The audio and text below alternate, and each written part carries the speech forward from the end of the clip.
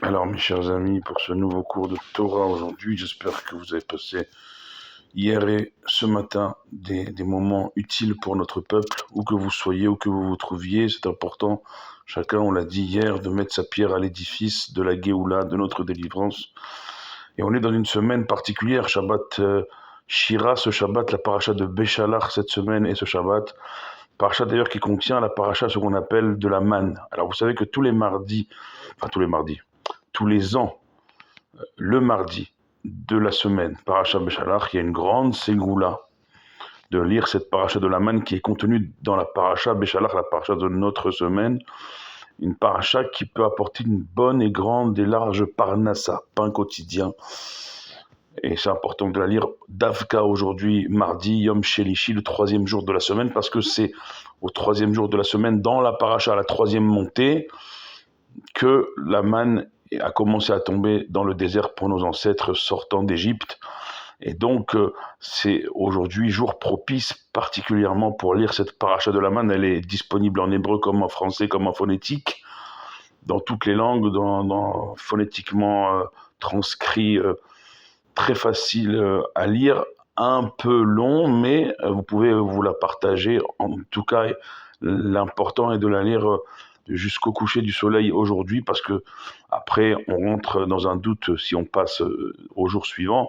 Donc voilà, vous avez encore quelques heures, quelques heures pour la lire. Elle est disponible en PDF sur TorahBox et sur d'autres sites hébreu-français, phonétique. C'est très très important, une grande ségoula pour une bonne parnassa aujourd'hui, la paracha de la manne. Et justement, dans la paracha de la manne, cette semaine, dans la paracha de notre semaine, de ce Shabbat Shira, paracha Béchalach, eh bien, on nous parle d'une leçon de foi, une leçon de Emouna. Parce que c'est quoi la manne? La manne, elle tombait tous les jours. Et elle tombait également le vendredi, doublement, pour vendredi et pour Shabbat. Alors, cette manne, elle avait la forme de graine. Elle avait le pouvoir de prendre n'importe quel goût, selon le désir de celui qui consommait cette manne dans le désert. Ça a duré 40 ans, mes chers amis, jusqu'à leur arrivée aux portes de la terre d'Israël. Donc je vous laisse imaginer le miracle incroyable. D'ailleurs, à ce sujet, j'avais, il y a quelques années, lu une recommandation du Rav Rabbi Haï Tayeb Lomet de Tunis, qui avait enjoint les Tunisiens, les Juifs de Tunis comme les Juifs de Tunisie, de consommer le vendredi soir du couscous. Ça va peut-être vous faire rire, mais je peux vous assurer que c'est un argument alpitora, comme on dit selon la Torah, puisque Rabbi Haï Tayeb Lomet, pourquoi il recommandait aux Juifs tunisiens de manger du couscous justement et spécialement, particulièrement le vendredi soir, parce que il rappelle dans son livre que comme le vendredi dans le désert, la manne tombait doublement pour vendredi et pour Shabbat, et que cette manne avait la forme de graine ayant le pouvoir de prendre n'importe quel goût dans la bouche, alors il dit aujourd'hui ce qui nous rappelle cette manne, cette graine du désert, c'est la graine de couscous qui elle aussi a le pouvoir de se marier avec n'importe quel goût. Couscous sucré comme couscous salé, couscous viande comme couscous poisson, couscous au petit lait, petit beurre et autres sucreries, couscous au pruneau, je crois pour les Marocains d'ailleurs aussi.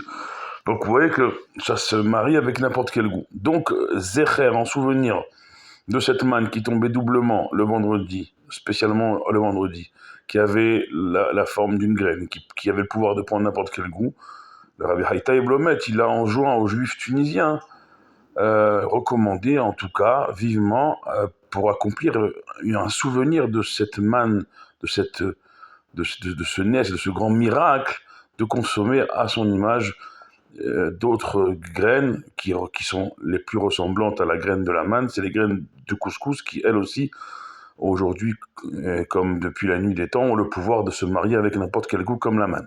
Donc vous voyez que même manger son couscous le vendredi soir, ça a une raison grâce à Rabbi Haï Tayeb Lomet selon la Torah. Imaginez-vous. Des fois on se dit, on fait des choses, même des choses culinaires, gastronomiques, Le simple fait de manger, c'est pas quelque chose d'extraordinaire, quoi. Et même là, on peut trouver des arguments al-Pitora. Et donc ici, il y a une grande leçon de Emouna, de foi. Pourquoi? Parce qu'en vérité, leur subsistance dans le désert pendant 40 ans dépendait uniquement de Dieu. S'il n'y a pas la manne qui tombe des cieux, il n'y a pas de nourriture. Dans un désert, à part le bétail qu'ils ont emporté avec eux d'Égypte, qu'ils ont fait reproduire pendant 40 ans dans le désert pour les amener avec eux en terre d'Israël, mais le bétail, tu ne peux pas non plus décimer ton propre bétail, sinon tu décimes ta propre richesse à l'époque. Donc, il dépendait pour manger de Dieu. Nous, aujourd'hui, des millénaires après, qu'est-ce qu'on se dit? Est-ce que Béhémet, véritablement, on se dit, ma parnassa, mon pain quotidien, il dépend de Dieu? Ou alors, on se dit, bon, c'est quand même mon travail qui m'amène un salaire à la fin du mois. Ou alors, pour les chefs d'entreprise, carrément, c'est mon patrimoine, c'est mes acquis, c'est mes investissements, c'est ma richesse, c'est Kohi Ve'otsem Yadi, c'est ma force. Asa et Achailazé qui a fait cette puissance-là, qui est la mienne financière aujourd'hui. Pourquoi j'irai remercier Dieu? Pourquoi j'irai ne serait-ce que lever les yeux vers lui? Eh bien, c'est là la grande leçon que la manne nous apprend. Sache une chose, Hachem Mashpil, Hachem Merim. C'est marqué dans la tfila, dans la prière, qu'il y a celui qui abaisse et celui qui élève, c'est Dieu, uniquement Dieu.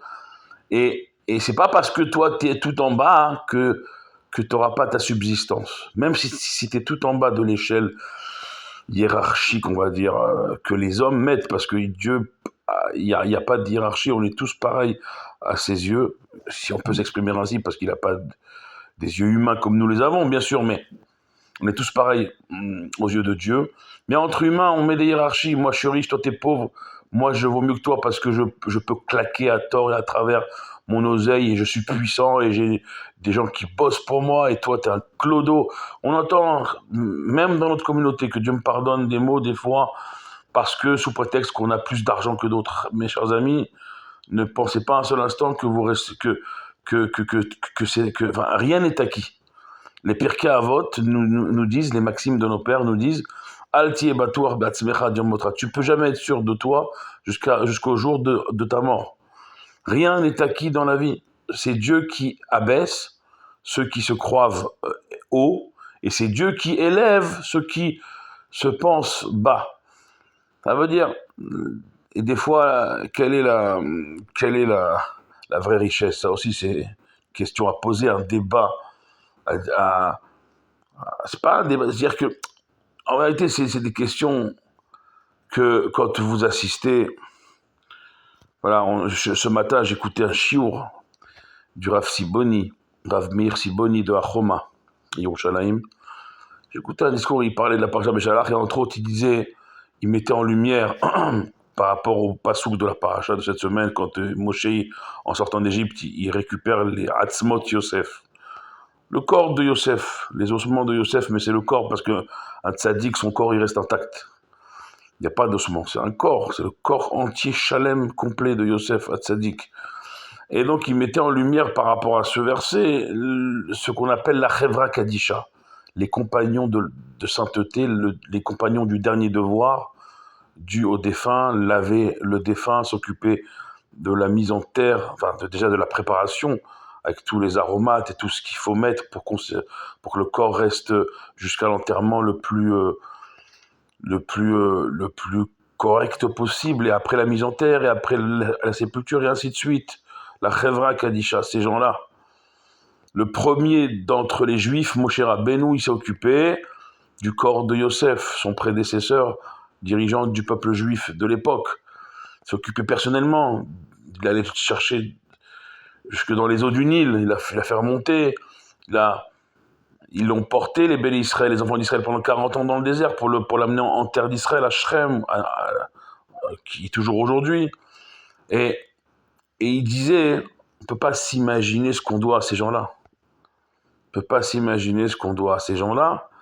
Et c'est des gens qui travaillent dans l'ombre, et qu'on peut penser, on peut ne pas voir, on peut croire transparent. Mais dans le ciel, aux yeux de Dieu, c'est des gens il a raconté une histoire avec le Kliyakar qui est Niftar, un des grands tzadikim, et qu'ils sont allés voir le Shla Akadosh Rabbi Yeshayahu Horowitz pour lui demander qui doit enterrer le Kliyakar, ce grand tzadik. Est-ce que c'est la Chevra Kadisha ou les élèves du Rav? Le Shla Akadosh, il a répondu, c'est la Chevra Kadisha.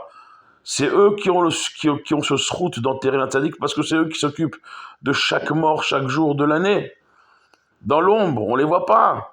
Donc ceux qu'on pense dans l'ombre, bas, insignifiants, méfiez-vous mes chers amis, parce que Dieu, ceux qui sont en bas, c'est ceux qui sont le plus élevés à ses yeux. Et ceux qui se croient pédants, pompants, orgueilleux, ici se snob et la tête haute et méprisant les autres, méfiez-vous aussi parce que Dieu, à ses yeux, c'est ceux qui considèrent le plus bas, et c'est Dieu qui abaisse ceux qui se croient haut, et c'est Dieu qui élève ceux qui se croient bas. Alors mes chers amis, c'est sur ces mots de Emouna par rapport à la manne qui descendait du ciel et qu'on dépendait de Dieu, et aujourd'hui encore, des millénaires après, ne vous y trompez pas, notre parnassa, notre pain quotidien, elle dépend uniquement de Dieu. Si Dieu il décide de tout vous faire perdre, Chas Shalom, Dieu vous en préserve, il vous fera tout perdre. Si Dieu il décide au contraire, Ezrat Hashem, avec l'aide de Dieu, de tout vous faire gagner, avec son aide, Dieu il vous fera tout gagner. Ça dépend encore et toujours et jusqu'à la fin des temps de Dieu.